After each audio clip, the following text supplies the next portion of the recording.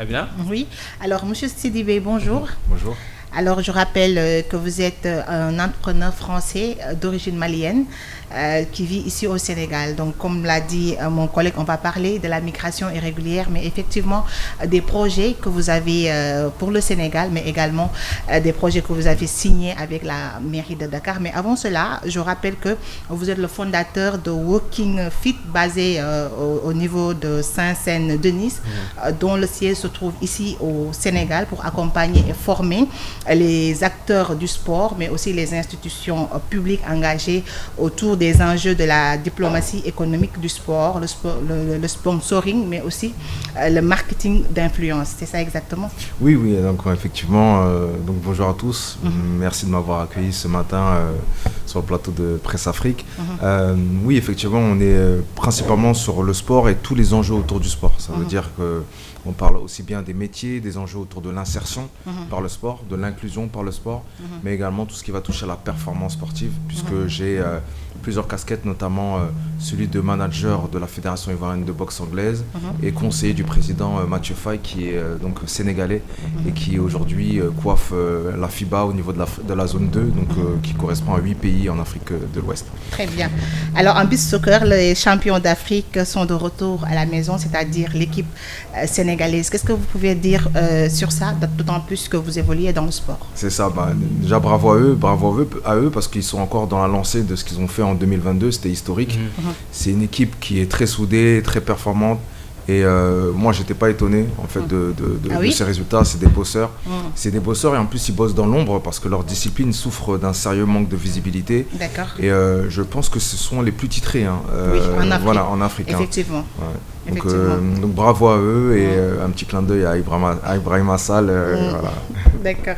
Alors, on va parler de la migration irrégulière. Je rappelle que vous êtes un entrepreneur français d'origine malienne, mais qui a migré en France. Est-ce que vous pouvez revenir un peu? Parce qu'ici au Sénégal, quand on parle de la migration irrégulière, soit il y a drame, soit il y a des arrivées, ou bien soit c'est parce que c'est la période. Mais on ne parle jamais des migrants de retour au bercail ou des migrants qui ont réussi leur voyage. Déjà, pourquoi la France et pourquoi vous avez migré? Alors, pour être franc avec vous, moi je suis né en France en fait. C'est encore pire, c'est que je suis né en France. Oui. Et je sais que quand on est français et qu'on décide de s'installer ou de s'implanter à l'international ou à l'étranger, on dit de nous qu'on est des expatriés. Donc moi, j'ai déjà un problème avec le mot migrant, migration, qui a cette connotation un peu péjorative. Non, j'ai décidé tout simplement, c'est un projet de vie déjà, j'ai décidé tout simplement, comme des milliers et des milliers de personnes qui le font ces 10-15 dernières années, de revenir aux sources et de pouvoir apporter un plus. C'est-à-dire, c'est de venir composer avec les locaux, voir ce qu'on peut faire en termes de... dans le business, on va parler de joint venture, on va parler de fusion, on va parler de partenariat, et pour qu'on soit plus fort et plus impactant dans nos activités. Donc voilà, revenir sur le continent, revenir sur la terre-mère, sur la terre de nos ancêtres, parce que je n'oublie pas que le Mali et le Sénégal, c'était le même pays aussi, Oui. hein, on a des histoires communes, et voilà, pour moi, c'est déjà... tout un cheminement et je l'ai préparé. Voilà, ça fait une dizaine d'années que je prépare mon retour, ce qui fait qu'aujourd'hui... Et pourquoi ce retour-là? Parce que vu que vous êtes né en France, pourquoi ne pas rester là-bas et faire vos projets? En fait, pour moi, j'ai rien, je vois, on va dire, la possibilité de me mouvoir, donc d'être mobile géographiquement comme une richesse, comme une chance. Aujourd'hui, j'ai un passeport qui me permet d'aller dans plus d'une centaine de pays sans problème, sans visa. Pourquoi je reste chez moi? Pourquoi je ne vais pas apprendre l'autre? Pourquoi je ne vais pas apprendre à partager? Pourquoi je ne vais pas découvrir? Non, il y a une vraie chose. Donc, moi, j'étais principalement attiré par le continent, du fait que voilà, j'ai des enfants, je suis comme père, voilà, et je vois une éducation beaucoup plus traditionnelle que je retrouve plus en Europe ni en France et que je peux retrouver ici. Il y a aussi mon rapport à la spiritualité que je peux vivre ici pleinement. Voilà, mes filles, j'ai que des filles, donc du coup, voilà. Pour celles qui veulent porter le voile, c'est compliqué en France, donc on ne va pas rentrer dans ces détails-là, mais c'est pour vous dire qu'il y a aussi ces aspects-là. Et ensuite, c'est les opportunités. Il y a un marché aujourd'hui, il y a un marché qui qui est en pleine croissance. Il y a beaucoup d'opportunités qu'avec mon œil d'entrepreneur, j'arrive à percevoir ici, qu'on ne retrouve plus en Europe. Et donc, ne soyez pas étonnés que de plus en plus de personnes feront cette démarche-là de revenir au bercail. C'est important. Monsieur Sylvain, et pourquoi vous pensez que quand on parle de migrants, c'est de manière négative? Oui, parce qu'aujourd'hui, on manipule les masses. Aujourd'hui, déjà, on n'a pas tous la chance d'avoir nos organes de presse. Donc, du coup, c'est toujours biaisé. Un migrant, c'est celui qui va voler le travail de l'autre. Un migrant, c'est celui qui va quémander. Or, non. Là, aujourd'hui, on est des personnes qui avons décidé, encore une fois, dans une démarche, un processus, un projet, voilà, de venir apporter de la richesse et composer avec les locaux. Ça, c'est important pour moi. Et après, il y a cette dimension de réseau. C'est-à-dire qu'aujourd'hui, j'ai aucune... Enfin, vraiment, la richesse, c'est de pouvoir travailler avec des Sénégalais, avec des Burkinabés, avec des Guinéens, me retrouver en Égypte, sans problème. Vous voyez ce que je veux dire? Et aujourd'hui, dans le business, celui qui arrive à se connecter dans plusieurs pays avec des personnes qui sont dans la même mouvance, on va dire, dans la même dynamique, c'est un atout redoutable, en tout cas, businessment parlant. Vous parlez du business, vous parlez du travail. Et quel est l'impact de l'immigration par rapport à ces marchés? Clairement, si on prend côté France, vous voyez que tous les secteurs, vous allez voir les hôpitaux, tout ce qui va toucher le service, etc., c'est les migrants que vous allez voir. Voilà, c'est les migrants. Donc ici, c'est un peu tout ce qui va être, on va dire, le haut du panier. Donc on est des technocrates, on est des techniciens, on est des ingés. Vous avez aussi l'enseignement. Vous avez des personnes aujourd'hui qui sont très pointues sur les nouvelles technologies. Et si on peut apporter ça au savoir-faire local, ça devient... voilà, on crée des synergies, on devient plus performant. Donc en réalité, il faut voir ça comme une opportunité de pouvoir, on va dire... voilà, créer de la richesse, créer de la valeur. Oui, alors vous l'avez dit tout à l'heure dans votre explication, comme quoi que il y a des opportunités ici en Afrique par rapport à ce qu'on voit au niveau de l'Europe. Apparemment, ce discours-là, les jeunes, notamment, je ne dirais pas sénégalais ni maliens, mais les jeunes africains ne le savent pas. Pourquoi ne pas porter le combat, faire savoir à ces jeunes ce que vous allez chercher ailleurs? Il y a plus d'opportunités ici, en Afrique. Bien sûr. Déjà, moi, ma démarche, elle est simple. J'en parle aujourd'hui ici. Je vais également animer un talk à ce sujet le 3 novembre à la COP21 au Point des Amadies. Super. Et c'est expliqué, mais vraiment avec des choses très concrètes et très tangibles. Super. Moi, je vous mets au défi de trouver un marché en Europe ou même en Amérique où on peut faire entre 300 et 500% de retour sur investissement en moins d'1 an. Ça n'existe pas. Ça n'existe qu'en Afrique. En Afrique. Et il y a des domaines comme l'agronomie, enfin l'agrobusiness. Il y a des domaines comme tout ce qui va toucher la santé. Voilà, on a un patrimoine qu'il faut mettre en avant. Maintenant, ces jeunes, ils ne le savent pas. Pourquoi? Parce qu'on leur bourre leur crâne avec des débats qui ne sont pas les leurs, des combats qui ne sont pas les leurs. Alors, et ils sont dispersés. Et si aujourd'hui, alors que l'information, il y a tout à apprendre, il y a à boire, à manger, mais si aujourd'hui, on leur met la lumière sur ce qui est essentiel pour eux, ça veut dire vivre dignement, monter en compétences, apprendre des autres, partager, se former. Se former, c'est super important. Et c'est la raison pour laquelle, avec la mairie de Dakar, on a créé cet incubateur. L'idée, c'est de former à la fois des entrepreneurs, mais dans les métiers du sport. Ça veut dire quoi? C'est-à-dire que vous êtes des entrepreneurs. Ici, 8 personnes sur 10 entreprend. Après, c'est pas obligé je dis pas que 8 personnes sur 10 sont millionnaires ou milliardaires. Mais ces 8 personnes sur 10 ne comptent pas sur un salaire et se débrouillent pour la dépense quotidienne, donc entreprennent. La femme qui vend son beignet, celle qui vend ses légumes, etc. Maintenant, quand vous prenez une telle densité, vous leur dites, écoutez, il y a une industrie qui s'appelle l'industrie du sport, avec lequel, voilà, aujourd'hui, on est aux alentours de 500 milliards de dollars par an. 90% sont captés par l'Asie et l'Europe. 10%, vous pensez que c'est l'Afrique? Non. C'est-à-dire que ça revient à ceux qui ont mis le système en place. Et en réalité, dans le sport, je trouve ça beaucoup plus concret d'en parler à la jeunesse ici au Sénégal, puisque vous avez le sport dans l'ADN. Il n'y a qu'à voir vos corniches. vos plages, elles sont bondées de personnes qui font du sport. Et à tout âge. Donc pour moi, c'est une vraie opportunité de pouvoir... et malheureusement, je dis malheureusement, parce que vous l'avez dit, vous avez signé un contrat avec la mairie de Dakar et actuellement, on est en pleine campagne électorale. D'ailleurs, lorsque le président faisait sa déclaration de presse, un élément de Presse Afrique lui a posé la question, en temps de campagne, on voit les maires, les DG, les ministres déserter leur bureau pour aller battre campagne, et c'est quoi la conséquence? Et apparemment, vous qui avez signé un contrat avec la mairie, les conséquences, vous les vivez parce que vous ne voyez pas d'interlocuteur. Alors, je vais rectifier parce que déjà, moi, je ne suis pas trop dans le débat politique, mais je vais parler de ce qui me concerne et ce qui m'engage moi. Moi, aujourd'hui, j'ai un interlocuteur puisque dans notre façon de faire, on n'est pas venu, excusez-moi du terme, avec l'état d'esprit du colon, on arrive, on impose. On a créé un consortium avec le FODEM. C'est le Fonds de développement de la municipalité de Dakar, qui depuis de nombreuses années maintenant accompagne chaque année des milliers et des milliers de personnes ici sur l'entrepreneuriat, des jeunes et des femmes. Donc du coup, aujourd'hui, mes interlocuteurs sont le FODEM, la direction de la jeunesse et des sports, et accessoirement tous les comités de Jeux Olympiques qui sont mis en place, les différentes fédérations, etc. C'est-à-dire que le lien n'est pas rompu. Et moi, aujourd'hui, pour moi, c'est une fierté d'avoir réussi ça. Même en période de campagne. Même en période de campagne. Et après, encore une fois, de par... je parle du maire parce que c'est lui qui s'est engagé à nos côtés. Il a toujours été là. C'est-à-dire que moi, honnêtement, je ne pourrais pas dire. Mais aujourd'hui, si vous voulez le voir, vous n'allez pas le voir parce que j'ai pas besoin de le voir physiquement, puisque ces actes qu'il a posés sont dans le marbre et les équipes derrière suivent. Donc je n'ai pas besoin d'avoir M. Dias au quotidien avec moi. Il a donné son engagement, les équipes suivent.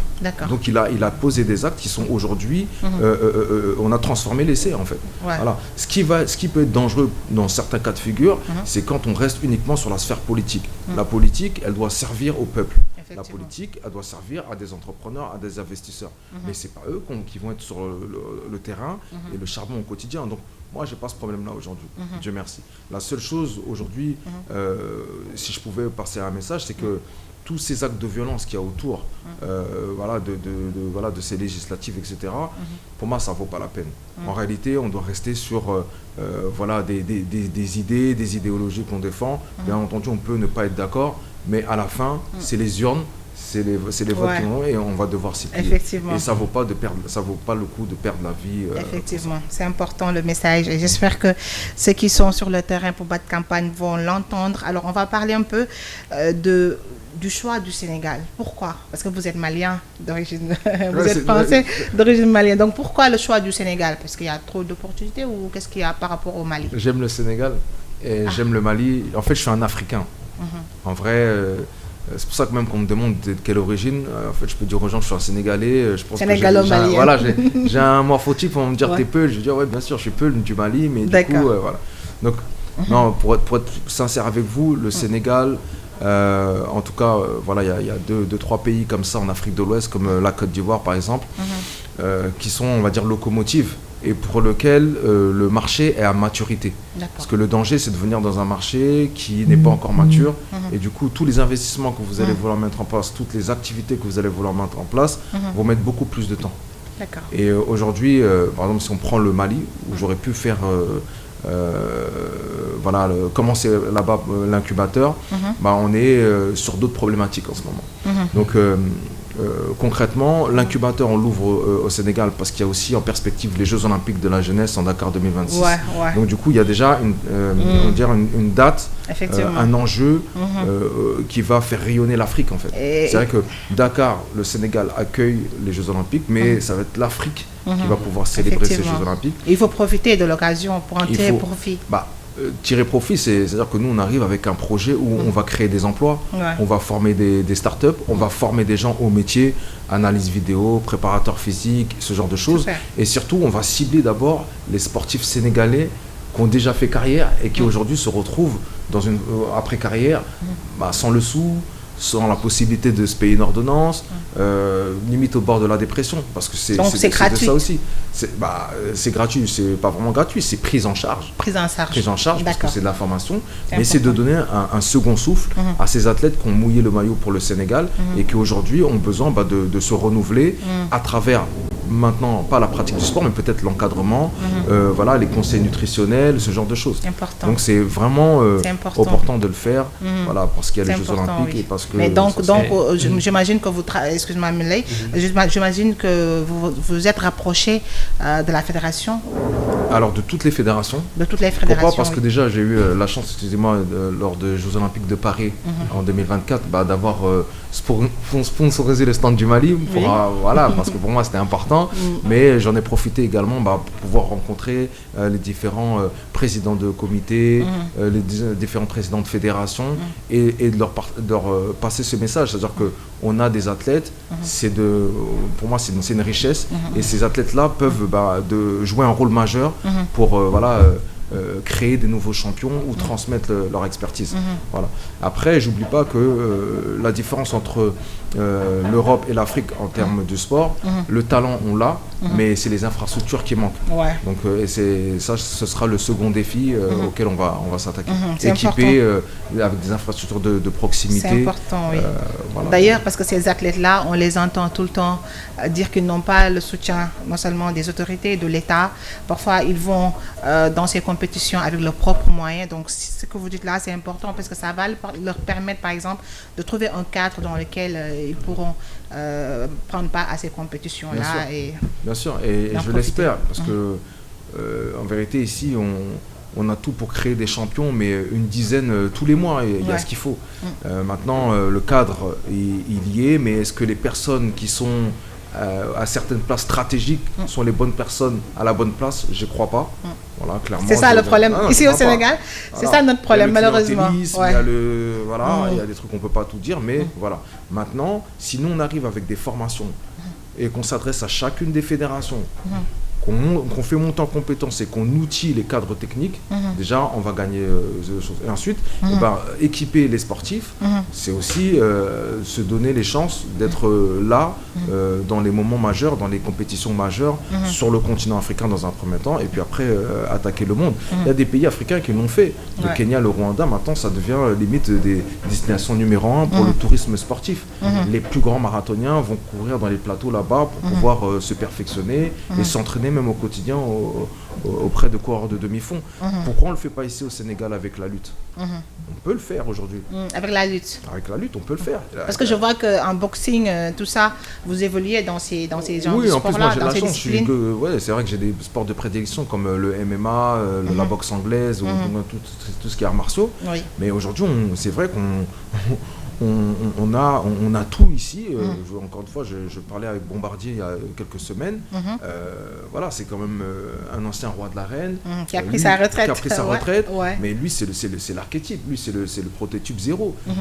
Et demain, imaginez-vous, il s'amuse à encadrer la lutte, d'accord, et qui derrière crée des champions derrière. Voilà, le Sénégal.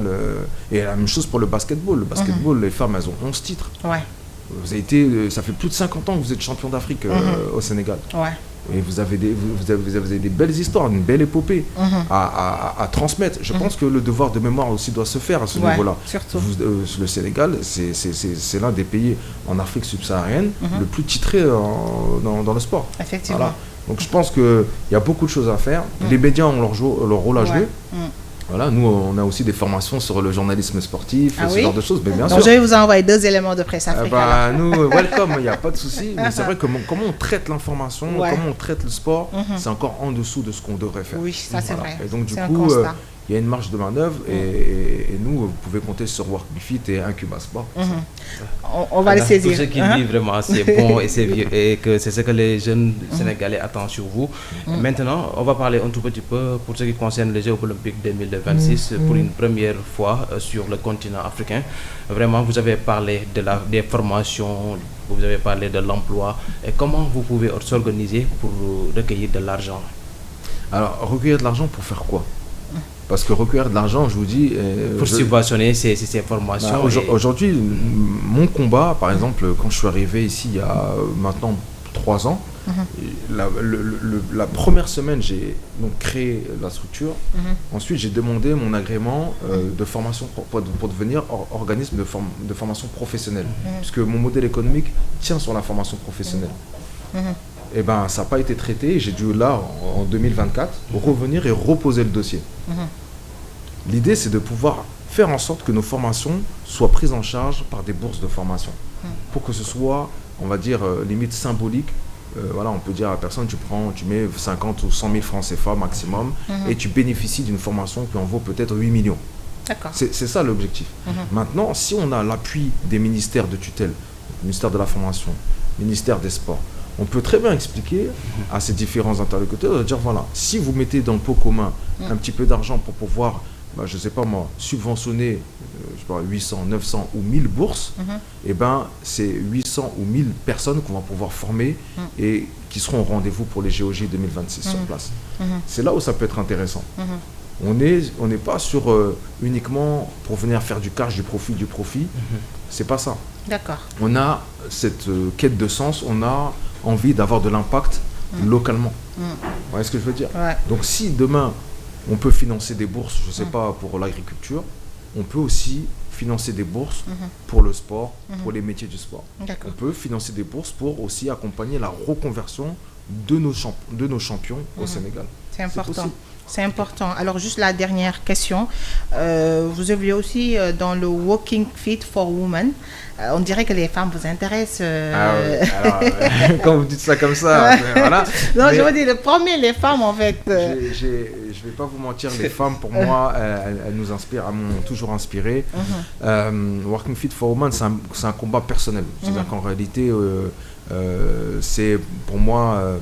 on appelle ça la RSE chez nous, donc c'est la responsabilité sociétale et environnementale, où on a pris le pari de renforcer le pouvoir d'agir de ces femmes, de mettre en place un programme d'empowerment féminin dédié à leur épanouissement, mais en tant qu'entrepreneur ou porteur de projet. Voilà. Et l'idée, c'est, notre promesse, c'est en 10 semaines, à raison de 3 heures par semaine, sur 10 semaines, vous ressortez avec un MVP, c'est un premier produit ou service viable pour lequel vous pouvez déjà vendre et gagner votre vie. Et ensuite, comme au sortir de ça, ça fait office un peu de pré-incubation, quand vous avez besoin de monter en compétence sur des outils, sur des process, là vous rentrez en formation chez nous et là on vous accompagne. D'accord? Donc Walking Fit for Women, ça existe depuis 3 ans, soutenu par L'Oréal, qui est un de nos partenaires majeurs sur ce programme. Et l'idée, c'est chaque année 300 femmes qu'on accompagne sur Paris, sur Rio de Janeiro, donc au Brésil, et à Dakar. C'est important. Je vais dire à Fana Cissé de venir pour en bénéficier de ces formations-là. En tout cas, Moulay, c'est ce qu'on avait amené ici avec notre invité Abdoulaye Sidibé. L'émission c'est en Wolof, mais bon, vu que... dites-moi, est-ce que vous savez parler Wolof? De Wolof. Quels sont les mots que vous savez en Wolof? Je sais pas moi, Mansidjam, Mangefi, Nakamu, enfin il y a des mots comme ça qui arrivent. Mais vous avez intérêt à parler Wolof quand même. Mais je vais le faire, je vous ai dit, je suis immergé, voilà, j'ai décidé de m'installer ici, donc du coup effectivement je vais faire cet effort-là. On pourra se donner rendez-vous dans 3 mois et c'est là où ce sera l'émission en Wolof. Il n'y a pas de souci. J'ai une dernière question pour Abdoulaye Sidibé. La semaine passée, l'État a rapatrié presque plus d'une centaine de migrants au Sénégal. Comment aider ces migrants à réintégrer facilement la société après le retour? Ok. Alors pareil, là-dessus, j'ai un avis, mais vraiment très, très simple, très tranché en réalité. Ce sont des citoyens sénégalais, peu importe, déjà il faut les accueillir.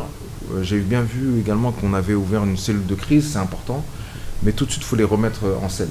Et les remettre en selle aujourd'hui, on n'a pas 1000 façons, c'est le travail en fait. C'est de leur donner la possibilité de rebondir, soit avec des opportunités d'emploi, ou soit de la formation, s'ils ne sont pas encore prêts à être mis en emploi.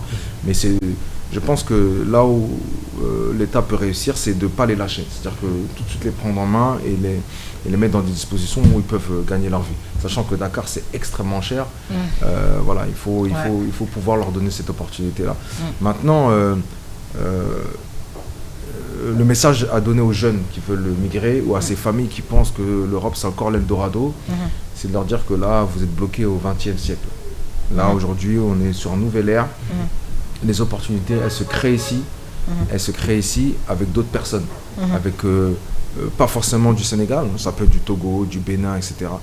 Et ceux qui n'ont pas compris que tous les pays étaient interdépendants, c'est-à-dire que voilà, aujourd'hui la domination, c'est plus les plus forts contre les plus faibles, il y a une interdépendance. C'est-à-dire que même le plus gros poisson, il a besoin du petit poisson. Effectivement. Donc voilà. Alors, merci beaucoup, M. Abdoulaye Sidibé. C'est avec un grand plaisir de plaisir partagé. C'était super, c'était un agréable moment et j'espère. On a dit dans 3 mois, c'est ça? Ouais, dans 3 mois, Inch'Allah. Wow.